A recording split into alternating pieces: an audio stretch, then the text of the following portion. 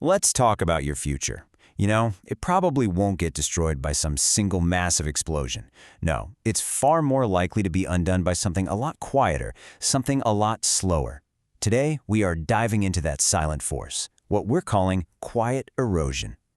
So let me ask you, how does a future actually get ruined? When you picture that, what comes to mind?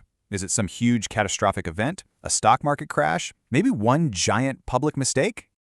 Well, the thing is, for most of us, that's just not how it happens. The real danger isn't that lightning strike coming out of a clear blue sky. It's this. It's the slow, steady drip, drip, drip of 1,000 tiny ignored choices. It's all those small compromises, the little procrastinations, those seemingly harmless habits we let slide, day in and day out. And this process, it actually has a name: quiet erosion. I want you to think of it like water wearing away a giant rock. A single drop does absolutely nothing, but over time, millions of drops can literally carve a canyon. And that's exactly what these silent habits do to our potential. So, let's break down the four most common culprits. First up, we've got a real paradox of the modern world, the knowledge trap. This is that seductive illusion that because you're learning about something, you're actually making progress on it. On the left, you see the trap: watching another video, reading another book, listening to just one more podcast. It feels so productive, doesn't it? But the escape, over on the right, is just taking one single idea and actually applying it, even for just 15 minutes. That small action creates real, tangible momentum, while hours and hours of just passively consuming content, it creates none. Now, that lack of real momentum is often made worse by our immediate surroundings, and that brings us to the momentum drain. And a simple, kind of scary truth: your environment is your real boss. It's dictating your actions way more than you probably realize.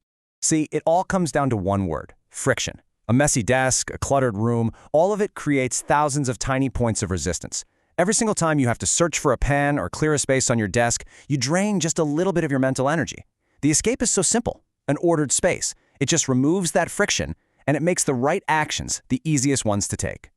And just like our physical space drains our mental energy, our physical fuel source can do the exact same thing to our bodies. This is the energy roller coaster. And look, this isn't about morality, it's just physics. What you put into your body directly determines what you can get out of it. Oh, we all know this feeling, right? The trap is reaching for that sugary snack or that heavy meal for a quick hit of pleasure. Yeah, it feels good for a minute, but it is always, always followed by a crash. You get the brain fog, the lethargy, a total loss of motivation.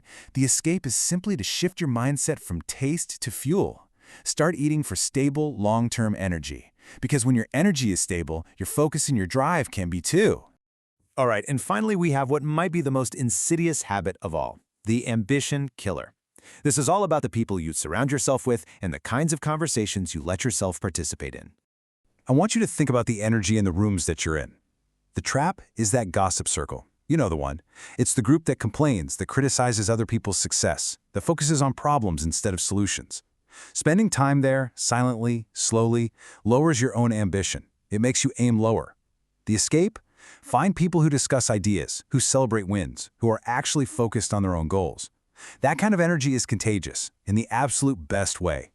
And this is the central idea that really ties it all together. Just listen to this. You don't rise to the level of your goals, you fall to the level of your environment. Your physical space, your energy, your social circle, these things, they set your default level.